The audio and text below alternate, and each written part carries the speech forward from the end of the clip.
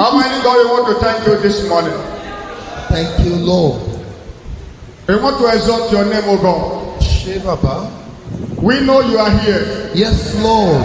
Your presence is here. Yes, Daddy. Your spirit is here. Yes, Lord. Your glory is here. Yes, Your Lord. power is here. Yes, Lord. There's evidence of your presence here this morning. Yes.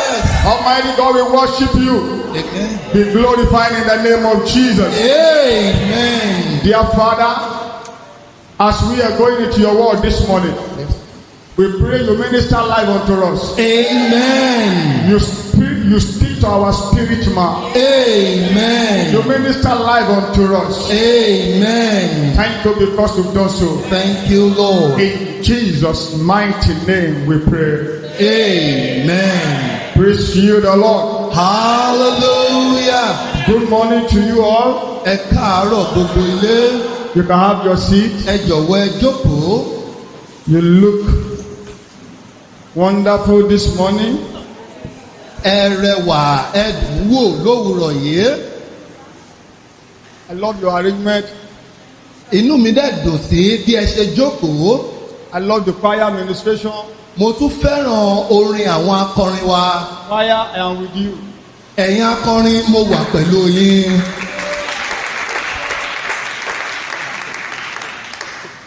I want to appreciate everybody in the house this morning. Mo tún fẹ́ mọ rírì ẹnìkọ̀ọ̀kan wa bá a ṣe jókòó nínú ilé yìí lówùrọ̀ yìí. Especially my fathers, Pàápàá jùlọ àwọn bàbá mi, my mothers, àtẹ̀yin ìyá mi, my brothers, ẹ̀yin arákùnrin mi, and my sisters. àtẹ̀yin arábìnrin mi. May God bless you richly in Jesus' name. Amen. I want to appreciate the presence of our father here this morning. Mo tún fẹ́ mọ rírì ìwàláàyè àwọn bàbá wa àbí wíwàlá níbi àwọn bàbá wa We have lówùrọ̀. a national evangelist in our midst this morning. A ní ajínrere gbogbogbò láti olú ìjọ wa níyìn lówùrọ̀ yìí. The person of evangelist Ajínrere Adeniyi George. You are right. Adéníyìjọ. You are welcome, sir. Àpèyí káàbọ̀ yìí bàbá wa. Hallelujah. Daddy, you are welcome to our midst. Ẹ káàbọ̀ yìí dáde wa. We love you so much. A fẹ́ràn yín lọ́pọ̀lọpọ̀. And a lot of people here this morning, I really appreciate you. Mo sì mọ̀ wípé àwọn èèyàn wa níyìn gan wọ́n mọ rírì yín. After the service, I will see some people. Lẹ́yìn ìsìn òní wọ́n rí àwọn kan. Let me go straight into today's message. Ẹ jẹ́ kí n lọ tààrà sínú iṣẹ́ ìwàásù títò òwúrọ̀ yìí. Right from last Sunday, Láti ọjọ́ ìsinmi tó kọjá, the Sunday school week of this mission have been started. ọ̀sẹ̀ ilé ẹ̀kọ́ ọjọ́ ìsinmi ìjọ ńlá wa yìí ó ti bẹ̀rẹ̀. And on Tuesday, Ní ọjọ́ ìṣẹ́gun, I believe a teaching was done here last Tuesday. mo sì gbàgbọ́ wípé a ní ìdánilẹ́kọ̀ọ́ níyìn ní ọjọ́ ìṣẹ́gun. Likewise on Thursdays, on Fridays. Bákan náà ní ọjọ́bọ̀ àti ọjọ́ ẹtì. Today will be the final Òní day yóò in the jẹ́ Sunday school week. àṣekágbá rẹ̀ ọ̀sẹ̀ ilé ẹ̀kọ́ ọjọ́ ìsinmi wa. The topic before us this morning says, Àkòrí tó wà níwájú wa lówùrọ̀ yìí. all things are now ready. Ohun gbogbo ló ti ṣetán báyìí. All things are now ready. Ohun gbogbo ló ti ṣetán àti pèsè. All things, Ohun gbogbo. all things Ohun gbogbo are now ready. ni a ti pèsè. Luke chapter 14. Ìwé Lúùkù orí 14. I will read from verse 14. Verse 16 Wọ́n kà láti ẹsẹ̀ 14 through 24. títí lọ sí ẹsẹ̀ 24. I will read here. A ó kà láti òkè níhìn. Then said he unto him, a certain man made a great supper, and begged many, and sent his servant at supper time to say to them that were bidding, come, for all things are now ready.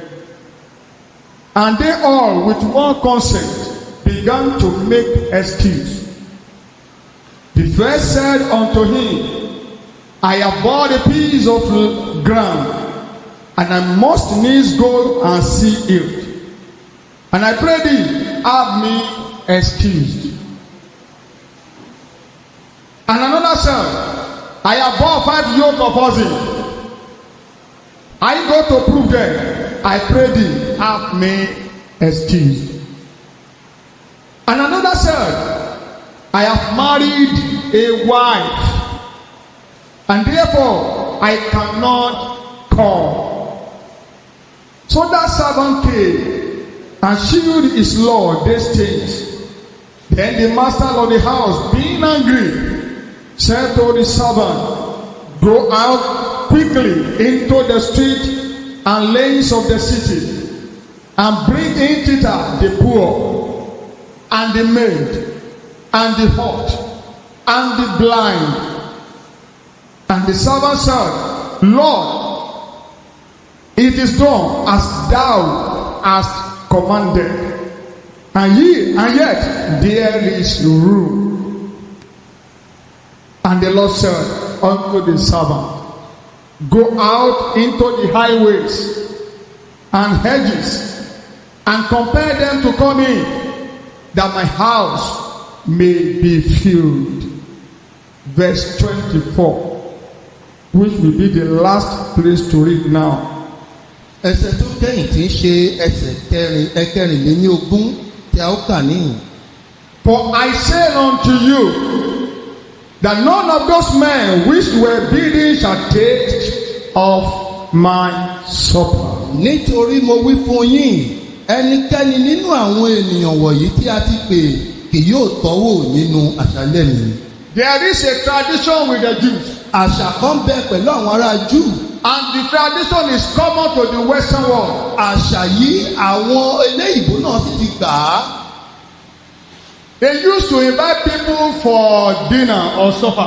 Wọ́n fẹ́ràn àti máa pe èrò pé àlejò wá sí oúnjẹ alẹ́. It is a tradition for the Jews. Ó jẹ́ àṣà àwọn ará Júù. They know how to invite people. Wọ́n mọ bó ṣe ń pe àlejò. Come Ẹ wá and eat with me. ẹ wá bá mi jẹ. Come and feast in my house. Ẹ wá jẹ kẹsì mú nílé mi. You are invited. A pè yín. I have all things you need. Mo ní ohun gbogbo tí o nílò. They term it as a love feast, Wọ́n rí gẹ́gẹ́ bí àsè ìfẹ́. which is not common in our setting here. Èyí tí ò wọ́pọ̀ láàrin àwọn aláwọ̀ dúdú. But that is their tradition here. Wọ́n àṣà wọn ni lọ́hùn. The same happened in the place we just read. Ohun kan náà ló ṣẹlẹ̀ ní Bíbélì kíkà wa yìí. There was a man. Ọkùnrin kan wà. He invited people to a supper. Ó pe àwọn ènìyàn wá sí láti wá bá jẹ àsè. He invited them for a banquet. Ó pè wọ́n sí àsè.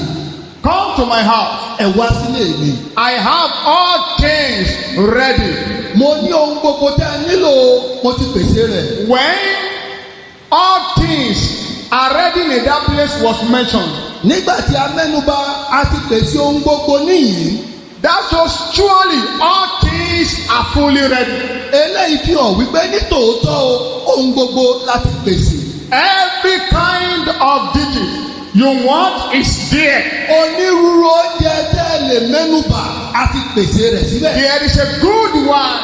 Bẹ́ẹ̀ sì ni wáìnì tó dára wà. Good food.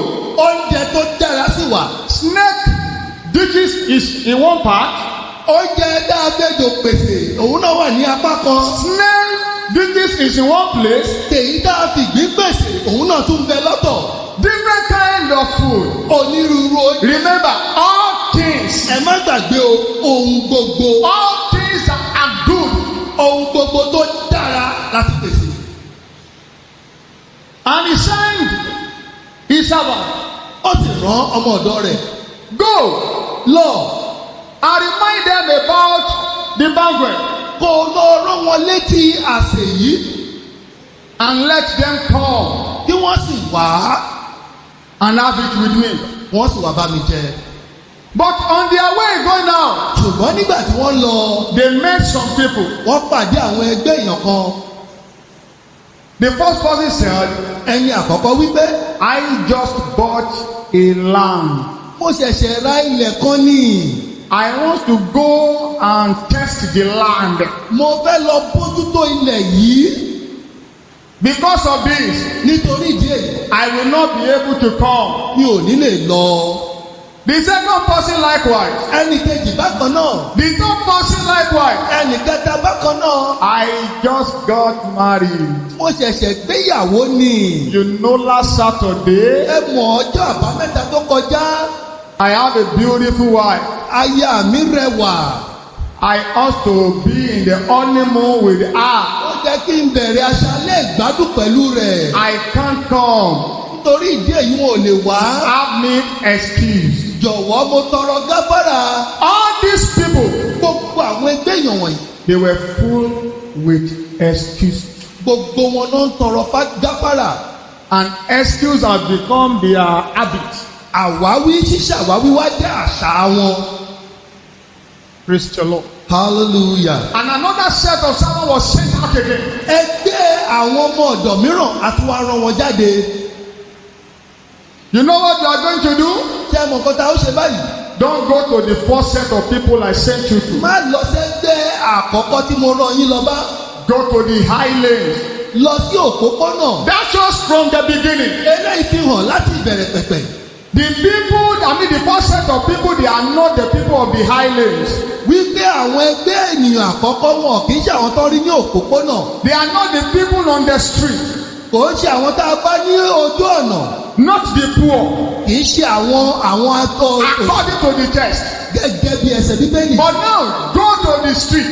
báyìí o lọ sí òpópónà. Go to the highlands. lọ sí àwọn afárá. As many you can see in the gbogbo ènìyàn tẹ́ bá rí níbẹ̀. the maimed, àwọn amúkùn. the blind, àwọn afọ́jú. bring them in. kó gbogbo wọn wọlé.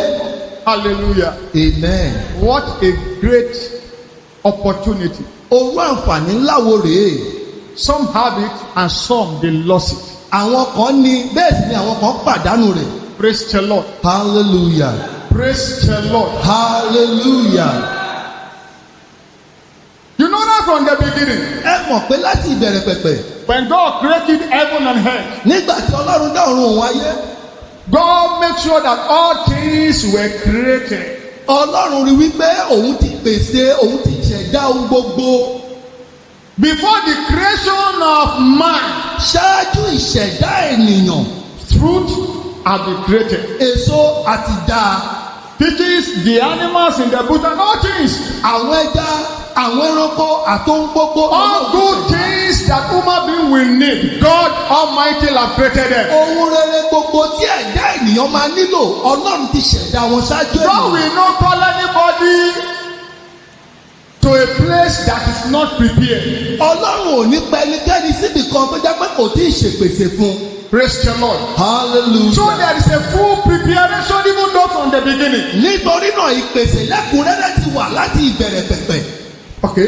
In the parable of the banquet or the great supper, ní ìtàn àṣálẹ́ àsè yìí. God had prepared a nourished food ọlọ́run ti pèsè oúnjẹ èyí tó ń ṣara lóore for his people. fún àwọn ènìyàn rẹ̀. The table is set.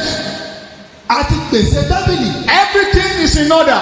ohun gbogbo ló ti wà The létòlétò. food is highly rich oúnjẹ yìí náà ó kún fún àwọn aláìdìdùn. for all we used for life. fún ohun gbogbo tá a nílò fún ara láti ṣe rere. Hallelujah. amen. Hallelujah. amen.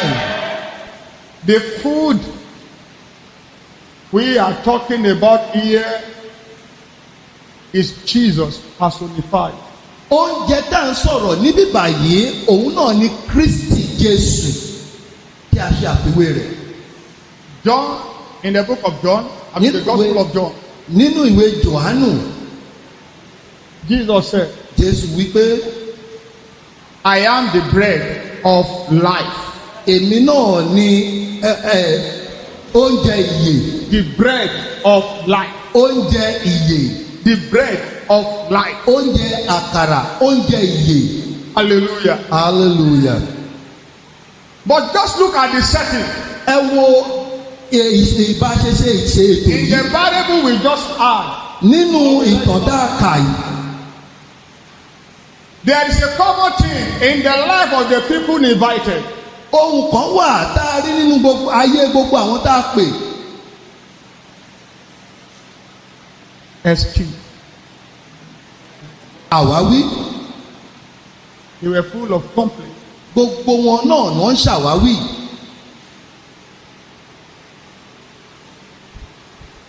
Okay, let me leave that. I will come back to that later. Wọ́n padà wá sí yẹn tó bá yá. Number 2. Èkejì. There is an invitation. Ìpè ó wà. Come. Ẹ wá.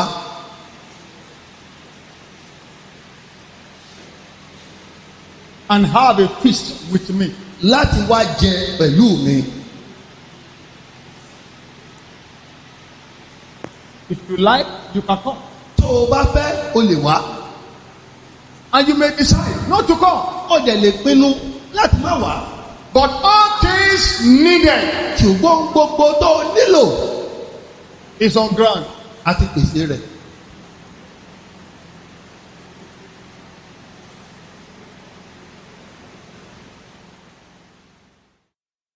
And under that invitation, Ní abẹ́ ìpè yìí, there are some servants sent.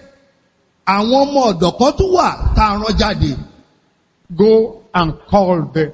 Ẹ lọ kẹ́ ẹ lọ pè wọ́n wọlé. I know you will get the message later. Ó mọ̀ pé òye rẹ̀ á tún yé wa tó bá yá.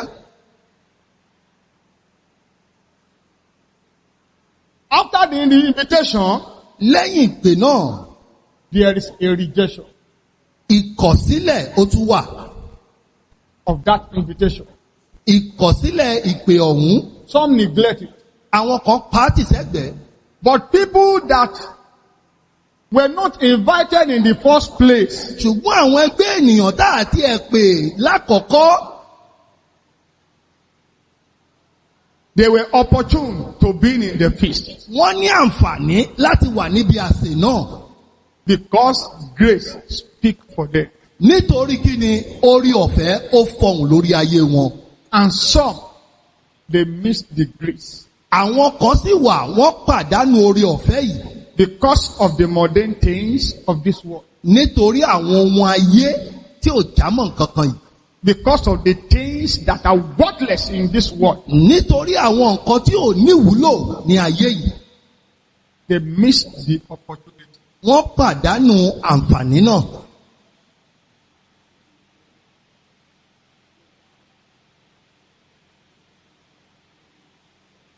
Brethren, Ẹ̀yin ará,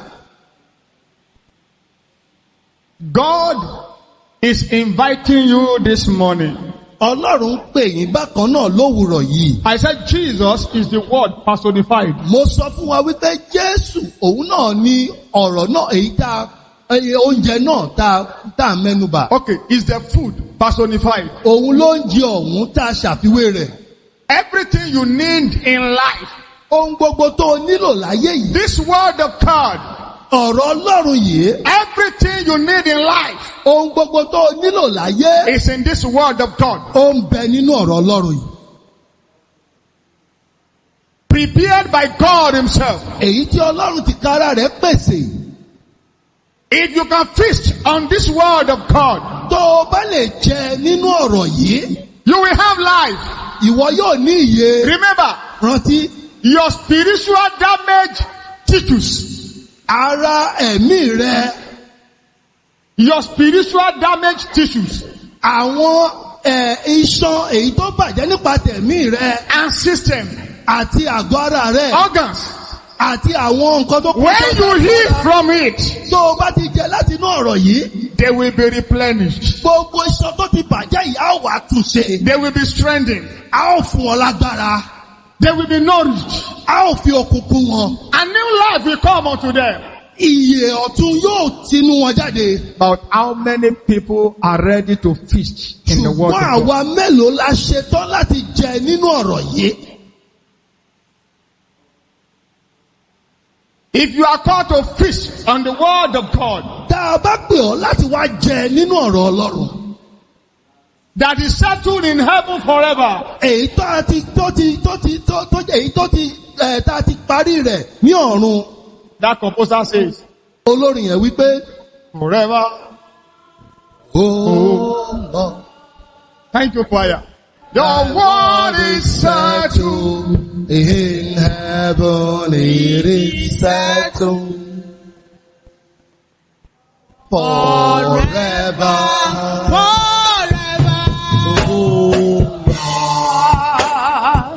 Your word is settled.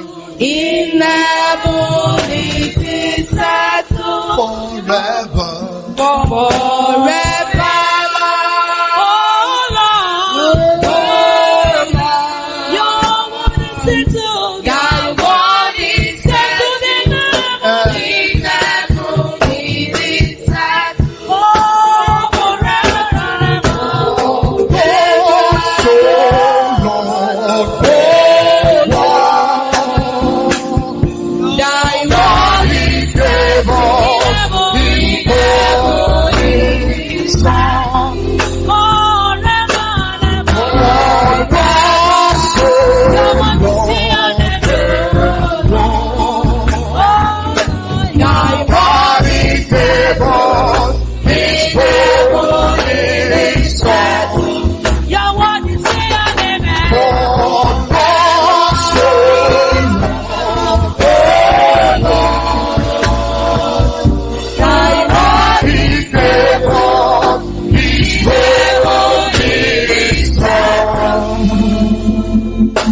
Hallelujah. Amen. Jesus is the word given unto us. Jésù ní ọ̀rọ̀ náà tá a fi fún wa. All things, I say, all things is in him. Ohun gbogbo, mo tún sọ lẹ́ẹ̀kan mo ní ohun gbogbo ló ń bẹ nínú. My Bible tells me, Bíbélì mi jẹ́ kó yé mi. in the beginning, Ní ìbẹ̀rẹ̀ pẹ̀pẹ̀. God created the heaven and the earth. Ọlọ́run dá ọ̀run òun ayé. And the word of God says, in the beginning again, Bíbélì sọ pé ní ìbẹ̀rẹ̀ lẹ́ẹ̀kan sí. is the word. Òun ni ọ̀rọ̀ wà. The word was with God. Ọ̀rọ̀ náà sì ń bẹ pẹ̀lú And the Ọlọ́run. word is God. Ọ̀rọ̀ náà sì ni Ọlọ́run. All you need in life Ohun gbogbo tó o nílò láyé. is in God. Òun ló ń bẹ nínú Ọlọ́run. In this word of God. Nínú ọ̀rọ̀ Ọlọ́run yìí.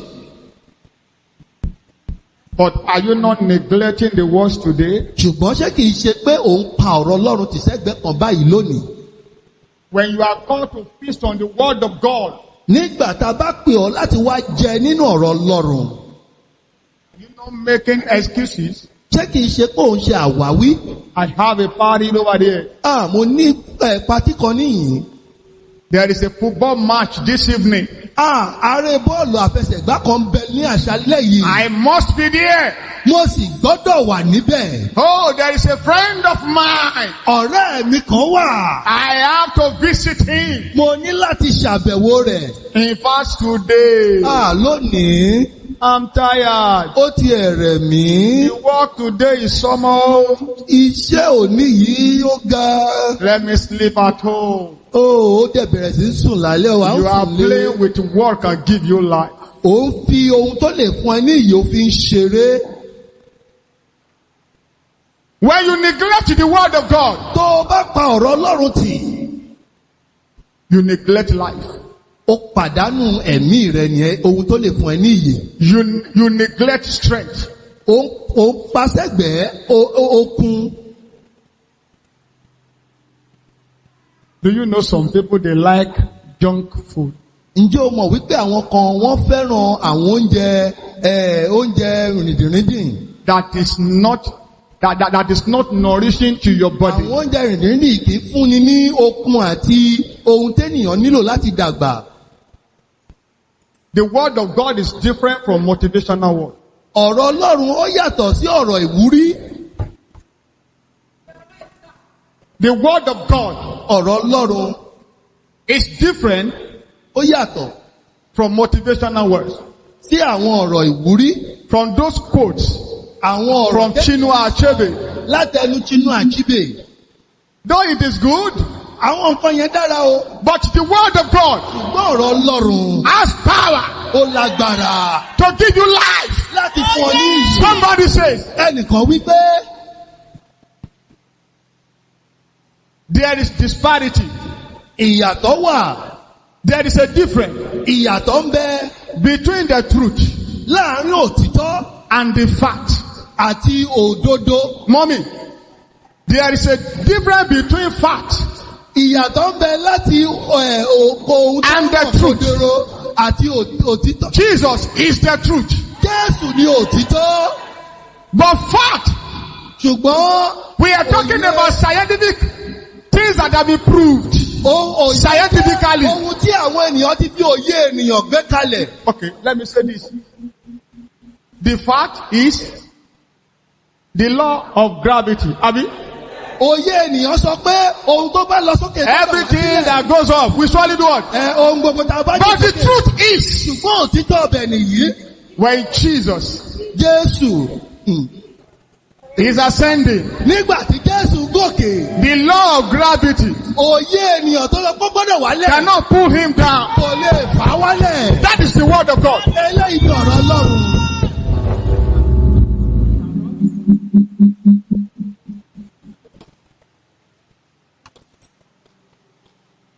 The truth is, Òtítọ́ nìyí. the dead Òkú cannot rise up again. kò lè jí ǹde mọ́. But Jesus, Ṣùgbọ́n Jésù, we only found that in the word of God. a lè rí eléyìí nínú ọ̀rọ̀ Ọlọ́run. That on the third day, Wípé ní ọjọ́ kẹta, Jesus Jésù resurrected ó jíǹde with power. pẹ̀lú agbára.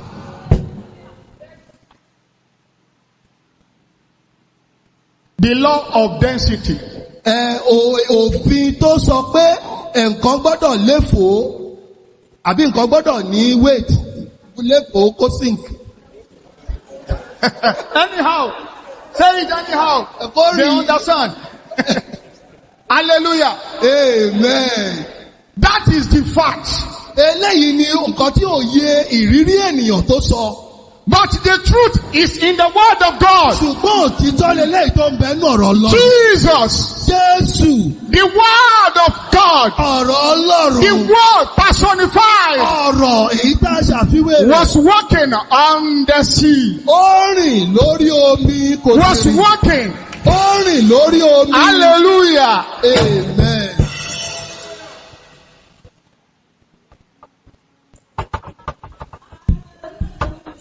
Ooh. It's as if, Hey, what manner of man is hey, Hey, what manner of man is Jesus? Hallelujah, what manner of man is Jesus? He walks upon the sea. oh,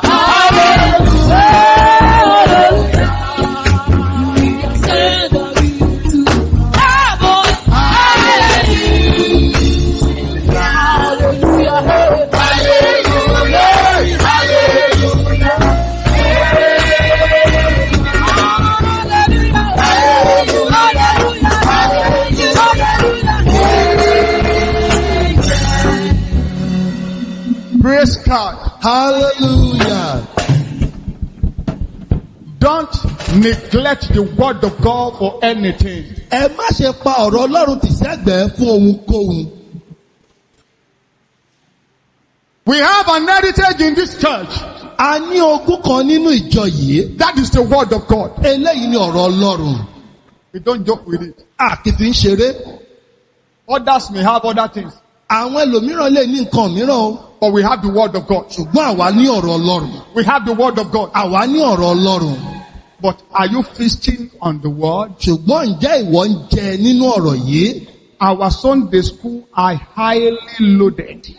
Àwọn ilé ẹ̀kọ́ jọ́sìnmi wa ó kún fún onírúurú ohun mèremère. If you are a Sunday school student, So- if you are a Sunday, if you are a student in our Sunday Bible school, Tó o bá jẹ́ akẹ́kọ̀ọ́ ní ilé ẹ̀kọ́ Bíbélì wa, ilé ẹ̀kọ́ jọ́sìnmi wa, you are a great theologian. O ti jẹ́ ẹni tó ní ìmọ̀ nípa Bíbélì lọ́pọ̀lọpọ̀. I can say that anywhere. Mo lè sọ ọ́ níbikíbi. In some seminaries and theology school.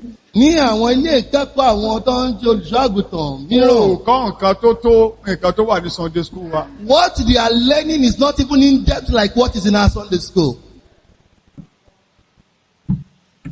But how are you reading the word? Ṣùgbọ́n báwo ni wọ́n ṣe ń Sunday ka school ọ̀rọ̀ yẹn gan Ọlọ́run? báwo ló ṣe ń kà? That Sunday school, how do you read it? Ṣé kìí ṣe pé o kàn ju sọ́nù sí kíkà? Is it not that you just abandon it somewhere?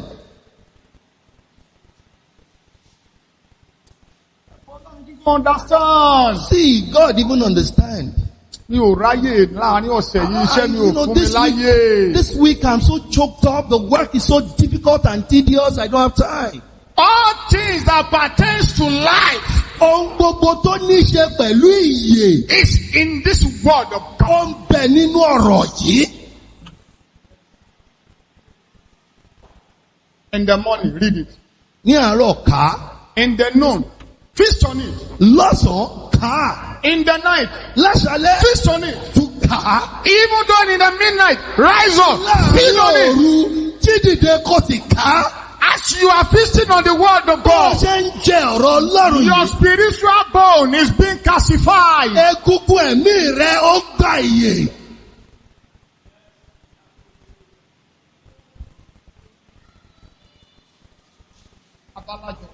No wonder.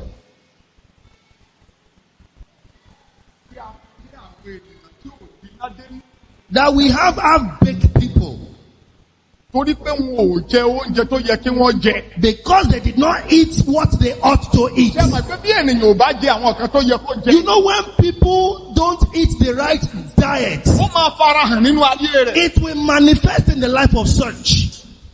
Ó lè sẹ̀rẹ̀ kẹ́gẹ́ndé. At times the cheek may be so swollen. Ó lè ṣe kùgbóńdó. At times the tummy may be so protruded. Wọ́n ti ní spiritual workshop. That is nípa tẹ̀mí wọ́n ti bẹ̀rẹ̀ sí. Wọ́n ṣòkùn.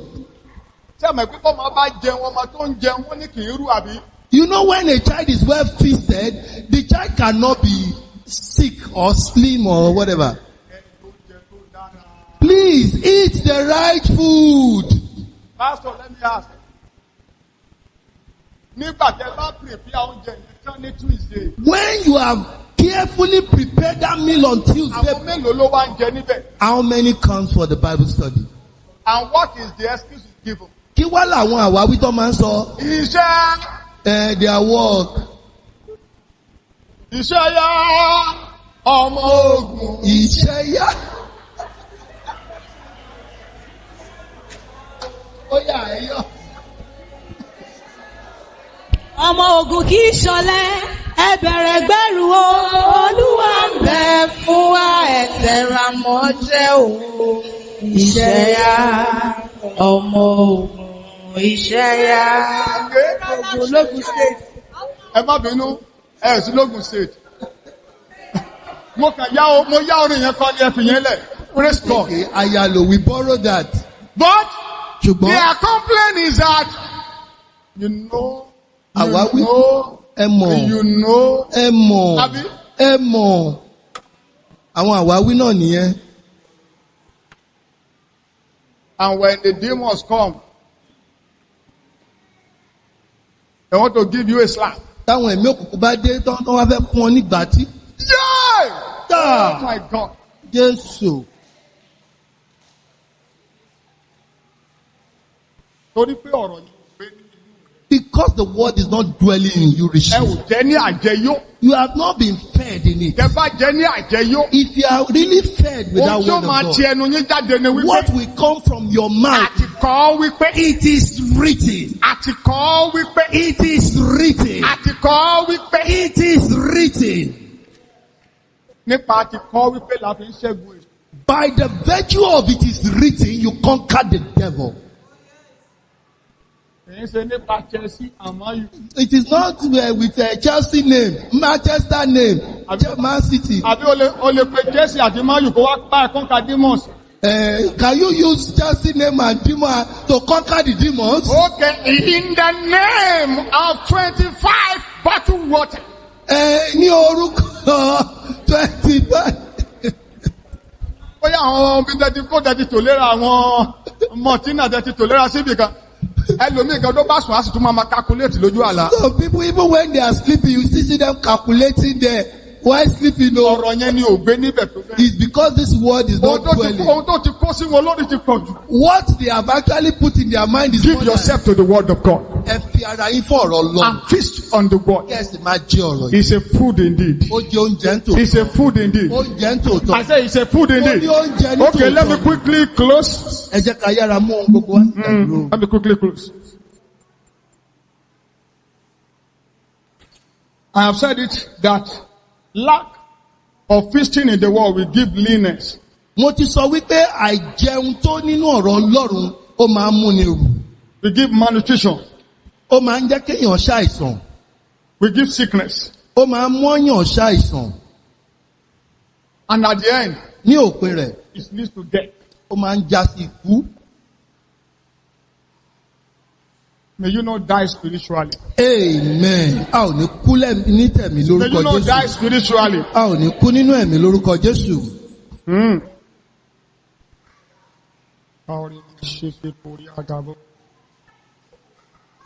Rigabos tendelegabos. Bakalezo to Baha. Close your eyes. Ẹ dijú yín. Let me quickly do this work. Ẹ jẹ́ kí n rẹ́ yára ṣe léyìí. Rabashandalagabos. Àmì ńlá kan ni kò kàn ṣe. You will just echo a resounding amen. Oúnjẹ tí à ń fún ọ jẹ. The food we are feeding you with. Àwọn oúnjẹ kan wà tí èèyàn mọ̀ pé òun jẹ. There are certain food that people don't eat. Oúnjẹ mẹ́ta ló sì wà. There are 3 types of food. Oúnjẹ tí èèyàn jẹ lójú ayé. The food you eat physically. Oúnjẹ tí ènìyàn jẹ lójú àlá. The food you eat in the dream. Oúnjẹ tí ènìyàn jẹ lójú oorun. The food you eat while sleeping. Mẹ́tẹ̀ẹ̀ta yàtọ̀ síra wọn. There are 3 different foods. Wọ́n jẹ́ kí n sọ eléyìí. But let me say this. Èyí tí ènìyàn jẹ ní ojú oorun. The one you eat while sleeping. Ènìyàn ò kì í rántí. You don't remember. Torí kò mọ̀. Nítorí because you don't know. Wọ́n á jí i níbi tó sùn sí ni. They will wake him where he is. Wọ́n á sì sọ pé agbóúnjẹ rẹ dé o. And they will say, we have brought your food for Gbàgbó you. máa jẹ. Now take and Á sì eat. jẹ. And he will eat. Tó bá jẹ tán. When it's done, Wọ́n ní kó sùn padà. they will tell him to Wọ́n sleep lóhun tó again. orí lónìí ò ní rántí mọ́. They say, what you have done today, Ó you will yàtọ̀ not sí remember. àlákò lálàárí. It is different from your Mo sọ jáde. I say it out.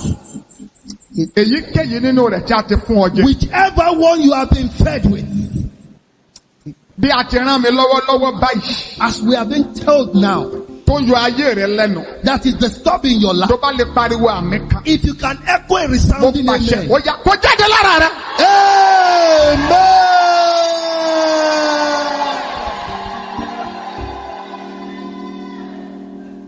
When you obey the invitation of God, Nígbà tó bá gba ìpè Ọlọ́run, some things will happen. àwọn nǹkan kan máa ṣẹlẹ̀. You can write this place. O lè kọ ilé yìí. John 15 verse 14 to 16. Ìwé Jòhánù orí karùndínlógún ẹsẹ̀ kẹrìndínlógún. When you come to the feast, Tó o bá wá sí of bí God. àgbè Ọlọ́run, you will become a friend of God. ìwọ yóò di ọ̀rẹ́ Ọlọ́run. Friend of God. Ọ̀rẹ́ Ọlọ́run. You will not be an enemy of God. O ò ní jẹ́ ọ̀tá Ọlọ́run. Those that refuse the invitation become the enemy of God. Àwọn tó kọ ìpè yìí wọ́n di ọ̀tá Ọlọ́run. But those that come, Ṣùgbọ́n àwọn tí wọ́n wá, they become the friend of God. wọ́n di ọ̀rẹ́ Ọlọ́run. Hallelujah. Amen. Number 2. Èkejì, Those that come, àwọn tó wá, they will continually obey and trust Him. wọ́n ó tẹ̀síwájú láti máa gbọ́ràn, wọ́n sì máa fi ìgbẹ́kẹ̀lé wọn sínú rẹ̀. That is the attribute of friend. Eléyìí ni àwọn ìwà àmúyẹ àwọn ọ̀rẹ́ Ọlọ́run. They will be doing things that is pleasing to God. Wọn yóò máa ṣe àwọn tó ń tẹ́ ohun tó ń tẹ́ Ọlọ́run lọ́rùn.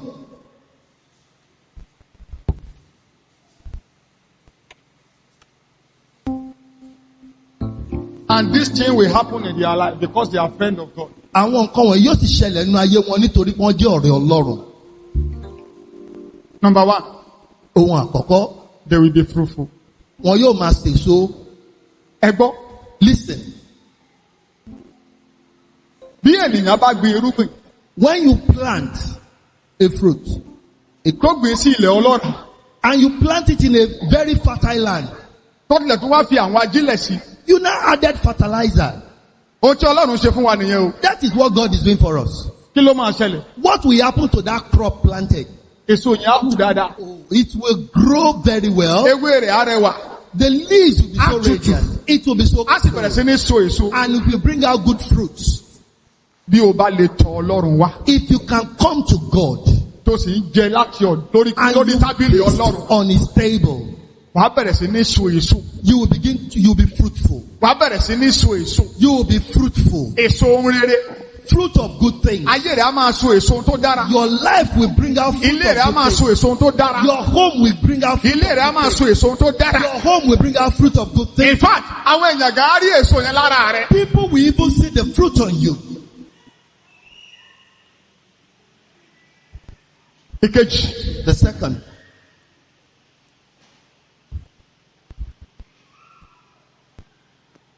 That your fruit will remain. èso yín yìí yóò wà títí láé. Ó ní èmi ni mo yàn yín. He said, I'm the one that chose you, Pé kí ẹ lè so èso. that you may be fruitful, Àti pé kí èso yín kó lè dúró. and that your fruit may abide. Jẹ́ kí n sọ̀rọ̀ sínú ayé ẹnìkan. Let me prophesy to someone's Torí life àmì ńlá kan ṣe. that can echo a resounding amen. Every power sent to truncate your life. Gbogbo agbára tá a ti rán jáde láti bà ayé rẹ Every jẹ́. power sent to abort your efforts. Gbogbo agbára tá a ti rán jáde láti I fi command òkú in the name of Jesus. mo pa á láṣẹ ní orúkọ Catch Jésù. fire! Amen. Your fruit will remain. Amen.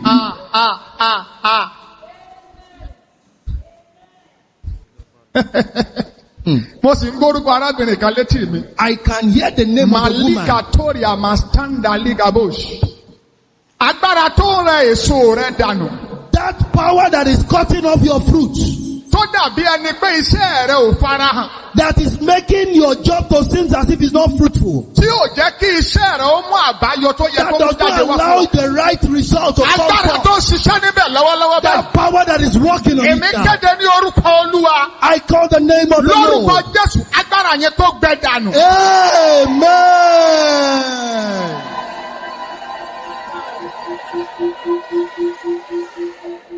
My God, Ọlọ́run, have your seat.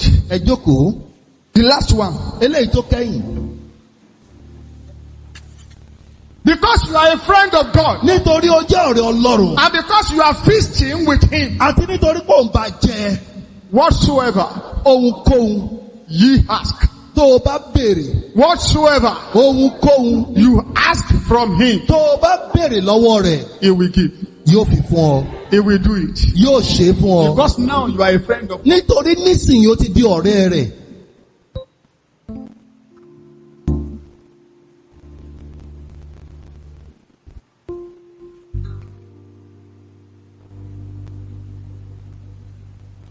Have you seen the importance of feasting with the Lord now? Ṣé ẹ ti rí ìṣe pàtàkì bí bọ́lọ́run jẹ báyìí? I want to pray. Mo fẹ́ gbàdúrà. Psalm 23. Ìwé orin Dáfídì orí 23. Read from verse 5. Ẹ kà láti ẹsẹ̀ 5. Someone to read Kí ẹnìkan bá wa kà with a loud voice. pẹ̀lú ohùn tó lọ sókè. All things are now ready. Ohun gbogbo ni a ti pèsè báyìí. Yes. Ìwé orin Psalm Dáfídì 23. orí 23 ẹsẹ̀ Verse 5. 5. Ẹsẹ̀ 5. Momo. Place before me a table. This table is so small. Tábìlì eléyìí ó kéré stool Lè eléyìí. kó oúnjẹ síwájú mi láàárọ̀ yìí. Eléyìí ò lè Eléyìí ò gba kìí ṣe oúnjẹ oúnjẹ. púpọ̀ rárá. Bí a bá kó oúnjẹ sílẹ̀ síwájú ọba. If you put you put food before Ohun tí Ọlọ́run fẹ́ ṣe fún ọ nìyẹn o. this is what God wants to do Ohun tó for ti you. ṣe sílẹ̀ fún ọ náà nìyẹn o. This is what he has done for you. Wọ́n á tẹ́ tábìlì, ó ní wọ́n sì tẹ́ tábìlì. Ẹ bá mi kà á mọ́ mi. ní ojú àwọn ọ̀tá mi. Before my enemies, thou anoint my head. Torí pé Ọlọ́run ti ṣètò gbogbo rẹ̀ tán. Because God has prepared everything. Ó wá gbé oúnjẹ kalẹ̀ níwájú. Put the food before me. Àwọn ọ̀tá mi wá jókòó wọ́n wá yí mi. Enemies are seated surrounding. Gbọ́ má gbàgbé pé oúnjẹ yìí ọ̀rọ̀ Ọlọ́run ni o. Don't forget the food is the word of God. Ó wá di àwòmọ́jú. He now starts looking at you without hurting you.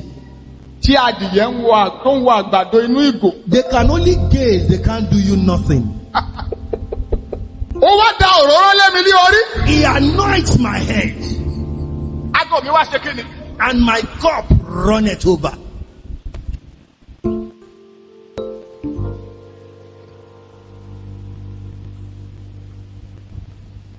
All things Ohun gbogbo are now ready. láti pèsè. Will you come to the table of the Lord? Ṣé ìwọ yóò wá sí tábìlì Ọlọ́run?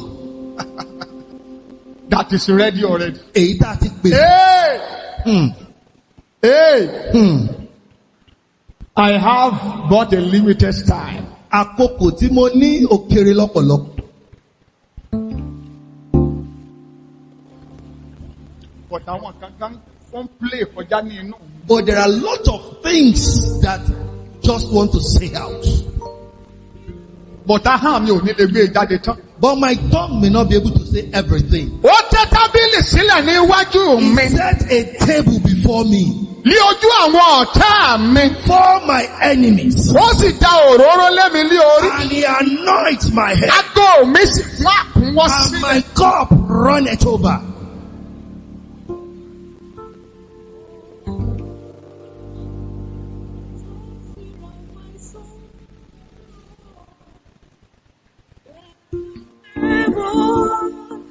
Fill me till I want no more. Fill my cup, fill it all, and make me whole. Rapoliga parasokopolia. Redabola kataya dagabaraga boseketekepolia. Rima zagabalaga da borosekepolia. Raba lakabaka kokokokopolia.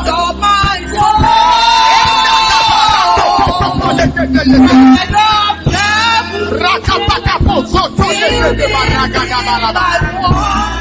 Rebalagadabo. Indagabos. Regadagabos. And make me whole.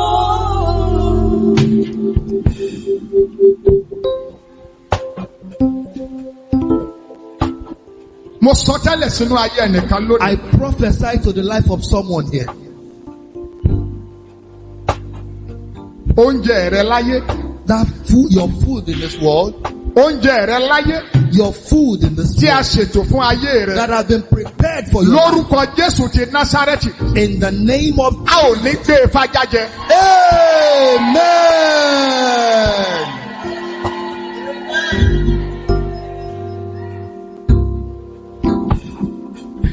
Ẹ mọ̀dí tí mo fi sọ̀rọ̀ yẹn. You know the reason why I said it? I saw someone. Mo rí ẹnìkan. Ó jókòó lórí àga kan. He was seated on a seat. Ẹnìkan sì wá jókòó sẹ́gbẹ̀ẹ́ rẹ̀. And someone sat beside him. Ó sì fi èdè tì í. And he was pushing him. Pushing him. Pushing him. Pushing. Lójú ìran yẹn. In that vision, Bí mo ti ń sọ̀rọ̀ nísìnyí. as I'm speaking, Ẹnì yẹn ò tí ì jábọ́ lórí àga o. that person has not unseated the other person. Ṣùgbọ́n ó ti fẹ́rẹ̀ jábọ́ tán. But he's almost unseated. I speak as a prophet of God. Mo sọ̀rọ̀ gẹ́gẹ́ bí wòlíì Ọlọ́run. I command restoration. Mo pàṣẹ I command restoration. Amen. I command restoration. Amen. Go back and take your position in the name of Jesus. Amen. Your position shall not be taken away from you. Amen. Hey, your position shall not be taken away from you. Amen. Hey, your seat, your seat, your seat, your seat Amen. will not be taken away from you in the name of Jesus. Amen. You are here this morning. Ó wà níyìn lónìí. You are playing with the word of God. Ó ń fi ọ̀rọ̀ Ọlọ́run ṣeré. Ó mọ̀ pé bó ti ń jẹ ọ̀rọ̀ Ọlọ́run òdò. Know the way you are feasting on the word of Tàbá God. pè ọ́ sí Bible school òkè ń wá. If you are invited to the Bible study, you will not come. Sunday school kan tá à ń ṣe lọ́jọ́ Sunday. Even Ó fi the ń ṣeré. Sunday school, you toy with it. Ó máa ń pẹ́ dé. You come late. But you want to renew your covenant with God this Mo morning. fẹ́ tún máa jẹ̀mú ẹ̀jẹ̀ Come forward. pẹ̀lú Ọlọ́run máa jáde. Come forward. Máa jáde. There is a strength Àwọn okùn at kan the bẹ. table of God this morning. Okùn kan bẹ lówùrọ̀. Bẹ́ẹ̀ni, okun bẹ fún ọ. There is Nídìí strength for you tábìlì this Ọlọ́run. morning. Ó fẹ́ tún ọ̀nà rẹ ṣe. Bí o ṣe ń jẹ ọ̀rọ̀ yẹn ò jẹ́ As tó. you feed on the word is not Ó enough. fi ilé ẹ̀kọ́ ọjọ́ ìsinmi ṣeré. You toy with the Sunday school. Bible study gan bí o ṣe ń ṣe gan tẹ́lẹ̀ kọ́ ló ń ṣe nísìnyí. The Bible study, you are not Ó ti rẹ̀ ọ́. again. You are Okun getting yẹn ò tired. sí fún ọ tó. That is not But enough. God want to give you new strength today. Ọlọ́run fẹ́ fún ẹ ní okun. Torí pé ó fẹ́ fún ọ ní oúnjẹ tí ó dára Because sí. he wants to give you good Tí food. yóò ṣe ayé rẹ That lóore. will do your life good. Alatokele baru shadaba. Rima shatalagabaraba. Liga posheketeri amama. Mo ń bọ̀ ẹ̀yin akọrin, mo ń bọ̀. Bí ojú rẹ kí gbogbo ènìyàn ní Close ojú your rẹ. eyes. Close your eyes now. Ẹ má bínú. Ẹ̀yin olùkọ́ Bíbélì. The teacher Ọ̀rọ̀ of mi lè the word. yàtọ̀. My word may differ. Torí pé mò ń ṣiṣẹ́ lọ́wọ́lọ́wọ́ ní ìpele wòlíì. Because I am working presently as a Mo prophet. rí arábìnrin kan níbí. I see a woman here. Mo rí eṣinṣin tó ń kùn. I see housefly that is Eṣinṣin. hovering around. Eṣinṣin. Housefly. Àwọn Housefly. eṣinṣin ńláńlá ni o. The big Ah! housefly. Maili Puse Keba. In the name of Labori Mazikalaba. In the name Every of Jesus. demonic flies In the name of Jesus. that are trailing your life. Gbogbo eṣinṣin òkùnkùn tó ń Reko Sikabaraba. In the name of I release the fire of God. Amen. I release the fire of God. Amen. I release the fire of God. Amen. I release the fire of God. Amen. Be consumed in the name of Jesus. Amen.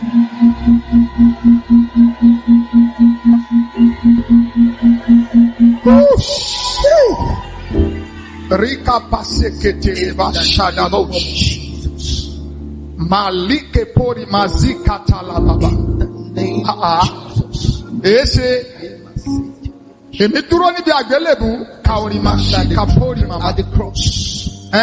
Ibi agbára ni mo wà.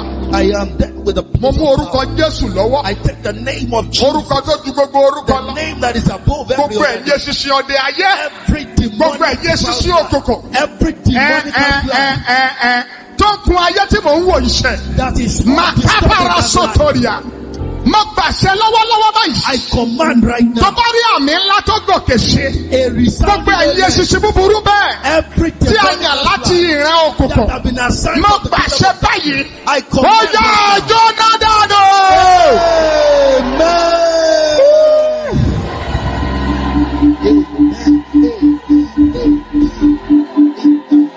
In the name of Jesus. Ẹ̀yin tí ẹ jáde wá síwájú yìí. Those of you that have come out, Okun tí ayé yín nílò. that strength that your life requires, Agbára láti jẹ ọ̀rọ̀ Ọlọ́run. the power to feast on the word of God, Torí ẹ ti wá síbi tábìlì rẹ̀ lónìí. because you have come to his table this Èmi morning. sọ̀rọ̀ jáde sínú ayé I yín. speak to your life Lórúkọ ńlá Jésù ti in the Násárẹ́tì. name of Agbára Jesus. yẹn ó yá ẹgbà. Amen.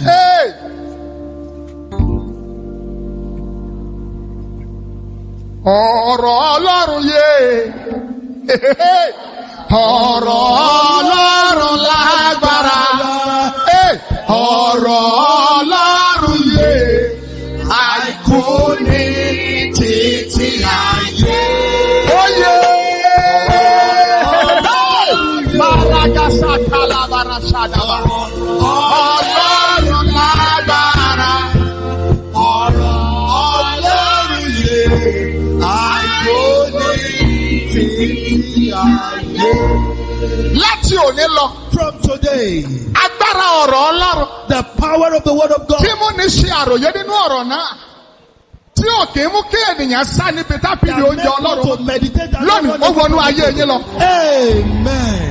Ẹ kún fún ọ̀rọ̀ Ọlọ́run. Amen. Ẹ kún fún ọ̀rọ̀ Ọlọ́run. Amen. Ẹ kún fún ọ̀rọ̀ Ọlọ́run. Amen. Bí ẹ ti ń kà kó máa yé yín. Amen. Ìgbòǹgbẹ ìtara láti máa wà níwájú Ọlọ́run. Ó yá ẹgbàá. Amen. Ògo ni fún orúkọ rẹ̀. Hallelujah. Ògo ni fún orúkọ rẹ̀. Hallelujah. Ògo ni fún orúkọ rẹ̀. Hallelujah. In Jesus' name we pray. Amen. Jésù wípé, èmi ni ọ̀nà, òtítọ́ àti ìrẹ́jẹ. Tẹ̀lé mi, Jésù wípé, èmi ni ọ̀nà, òtítọ́ àti ìyè.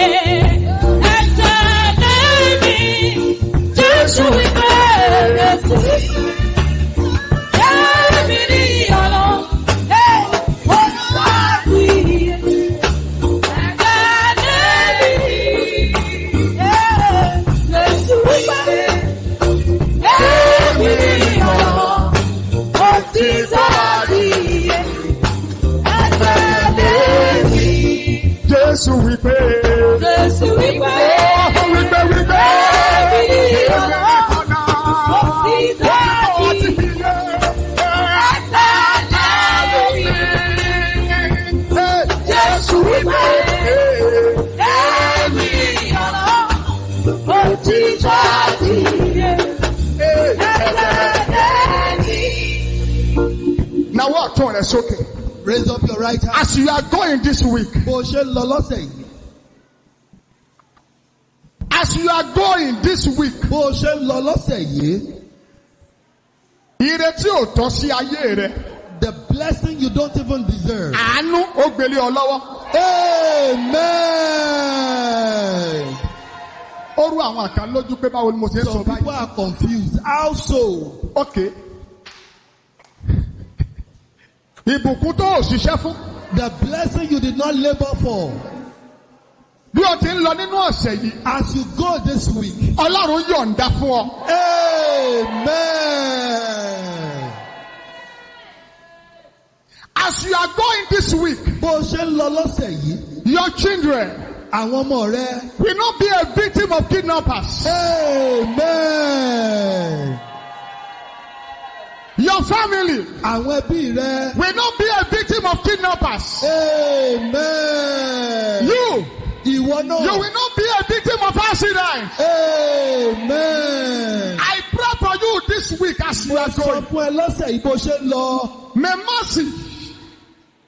mercy Àánú and grace àtòrí ọ̀fẹ́. speak on your behalf in the name of Jesus. Amen.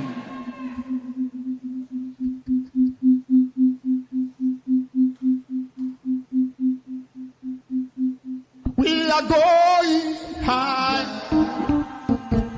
We are going higher.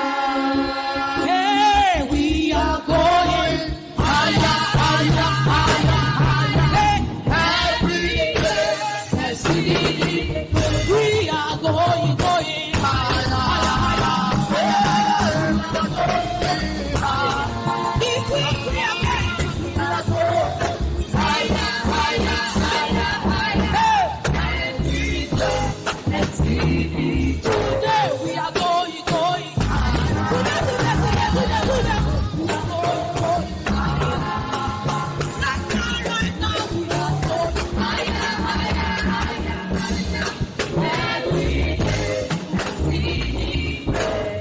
May the grace of our Lord Jesus Christ, Amen. the love of God, Amen.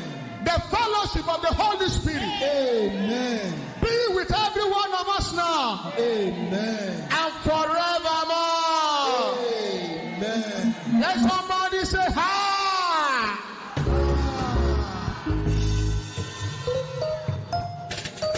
Oh, that way you are not used to that. But I will teach you. Let somebody say hi. I am walking into my breakthrough. I am walking into my breakthrough.